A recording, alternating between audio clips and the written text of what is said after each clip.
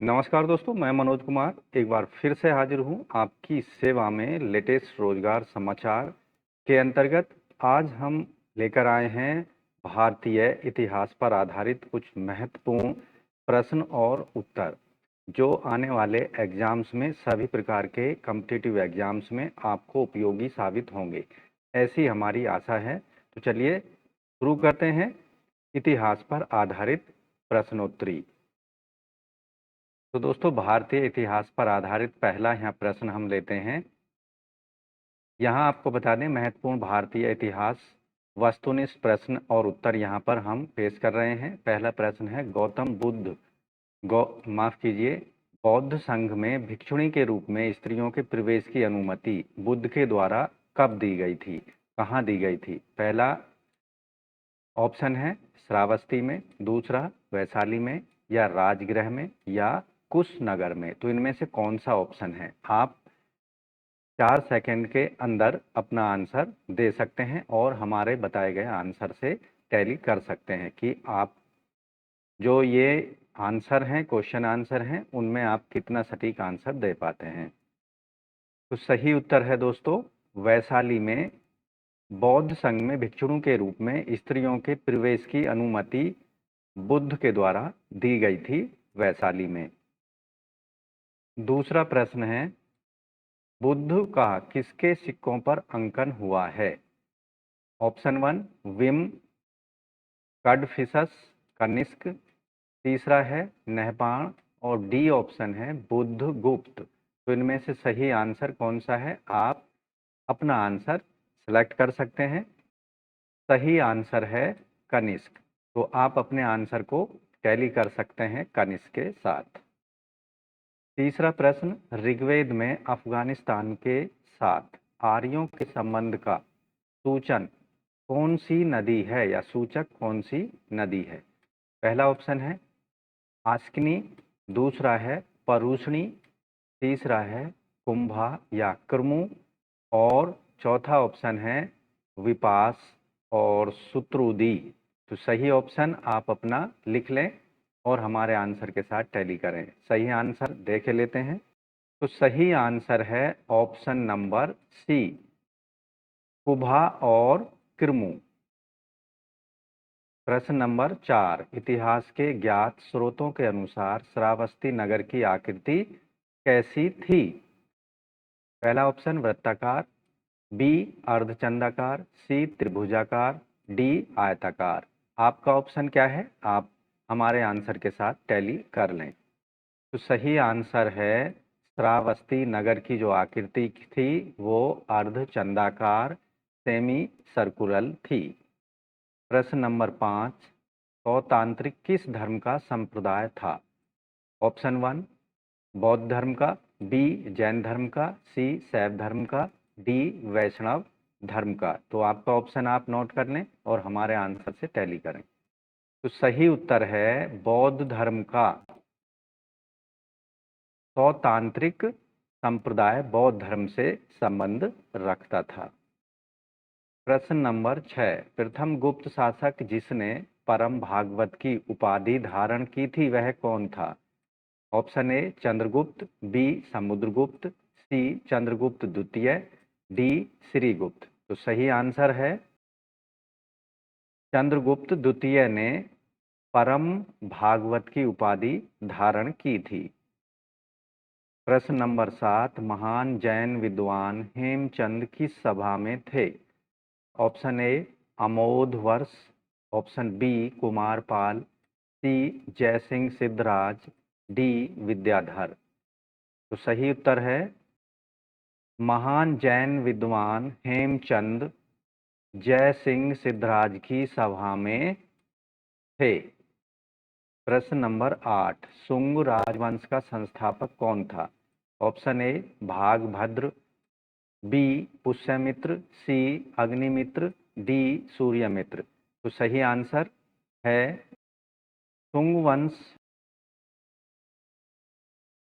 शुंग राजवंश का जो संस्थापक था वह भागभद्र था, यानी भागभद्र ने शुंग वंश की स्थापना की थी। गीत गोविंद का रचयिता कौन था? ऑप्शन 1 धोई, बी गोवर्धनाचार्य, सी जयदेव, डी लक्ष्मण सेन। तो सही उत्तर जाने लेते हैं। गीत गोविंद की रचना या रचयिता जयदेव थे। जयदेव ने गीत गोविंद की रचना की थी। प्रश्न नंबर 10, औरंगजेब कौन सा वाद्य यंत्र बजाना जानता था?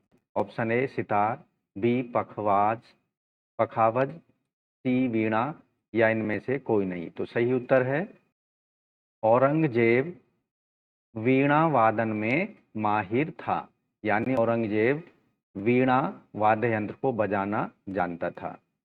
प्रश्न नंबर 11, किस सुल्तान ने इक्ता व्यवस्था आरंभ की थी?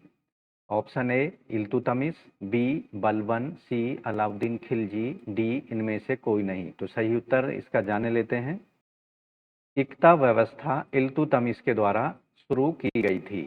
इल्तुतमिश ने इक्ता व्यवस्था को आरंभ किया था। प्रश्न नंबर 12, आबू के दिलवाड़ा जैन मंदिर किसने बनवाए थे या किससे बनाए गए हैं? किस पत्थर से? बलुआ पत्थर, बी चूना पत्थर, सी ग्रेनाइट, डी संगमरमर। तो इसका सही आंसर होने वाला है राजस्थान के आबू में स्थित दिलवाड़ा जैन मंदिर संगमरमर पत्थर से निर्मित हैं। प्रश्न नंबर 13, चित्तौड़ का कीर्ति स्तंभ किसके द्वारा बनवाया गया था? Option A Rana Sanga, B Rana Kumbha, C Rana Pratap, D Rana Uday Singh. तो सही उत्तर होने वाला है इस प्रश्न का चित्तौड़गढ़ का जो कीर्ति स्तंभ था वो राणा कुंभा के द्वारा बनवाया गया था। प्रश्न नंबर 14, पृथ्वीराज चौहान राय पिथौरा के नाम से जाने जाते हैं, उनका मूल नाम क्या है? ऑप्शन ए पृथ्वीराज प्रथम, ऑप्शन बी पृथ्वीराज द्वितीय, ऑप्शन सी पृथ्वीराज तृतीय, या इनमें से कोई नहीं। तो सही उत्तर होगा इस प्रश्न का पृथ्वीराज चौहान। तो पृथ्वीराज द्वितीय, माफ कीजिए तृतीय राय पिथौरा के नाम से जाना जाता है। स्वतंत्र आंदोलन में पहली बार जेल जाने वाले स्वतंत्रता संग्राम सेनानी का नाम क्या है? ऑप्शन ए बाल गंगाधर तिलक, बी लाला लाजपत राय, सी मोतीलाल नेहरू, और डी चित्तरंजन दास। तो सही उत्तर होगा स्वतंत्रता आंदोलन में पहली बार जेल जाने वाले स्वतंत्रता संग्राम सेनानी का नाम है बाल गंगाधर तिलक। ये पहले ऐसे नेता थे या स्वतंत्रता सेनानी थे जो कि स्वतंत्रता आंदोलन में जेल जाने वाले प्रथम व्यक्ति बने।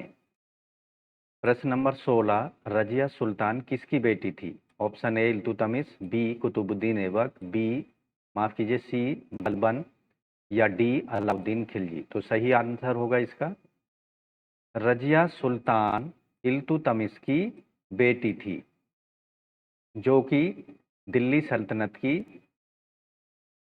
शासिका बनी। प्रश्न नंबर 17, तराइन की पहली लड़ाई किसके बीच लड़ाई गई?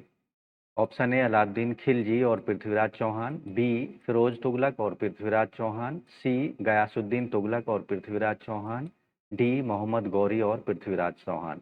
तो इस प्रश्न का सही जवाब होगा तराइन का प्रथम युद्ध या प्रथम लड़ाई मोहम्मद गौरी और पृथ्वीराज चौहान के बीच लड़ी गई थी। किस शासक को पोलो खेलते समय मृत्यु हुई? किस शासक की पोलो खेलते समय मृत्यु हो गई? कुतुबुद्दीन ऐबक, बी अलाउद्दीन खिलजी, सी फिरोज तुगलक, और डी गयासुद्दीन तुगलक। तो इस प्रश्न का सही जवाब होगा पोलो खेलते समय कुतुबुद्दीन ऐबक की मृत्यु हुई थी। प्रश्न नंबर 19, आगरा की स्थापना किसके द्वारा की गई थी? Option A Firoz Tughlaq, B Alauddin Khilji, C Mohammad bin Tughlaq, D Sikandar Lodi. तो इस प्रश्न का सही जवाब आपने सोच लिया होगा, हम अभी बताए देते हैं। आगरा की स्थापना सिकंदर लोदी के द्वारा की गई थी। प्रश्न नंबर 20, लोदी वंश का अंतिम शासक कौन था? बहलोल लोदी, इब्राहिम लोदी, सिकंदर लोदी, या दौलत खां लोदी। तो इस प्रश्न का सही जवाब है लोदी वंश का जो अंतिम शासक था इब्राहिम लोदी था। इब्राहिम लोदी लोदी वंश का अंतिम शासक था। तो दोस्तों आप देखेंगे इस वीडियो के अंतर्गत हमने 20 महत्वपूर्ण भारतीय इतिहास पर आधारित प्रश्नों को प्रस्तुत किया है। आशा करते हैं ये प्रश्न आपकी आगामी परीक्षाओं के लिए उपयोगी साबित होंगे। तो हमें कमेंट बॉक्स में ज़रूर लिखते रहें कि आपको हमारी वीडियोज़ और जो रोज़गार समाचार हैं हमारे चैनल पर दिखाए जाने वाले कितने उपयोगी सिद्ध होते हैं आपके लिए।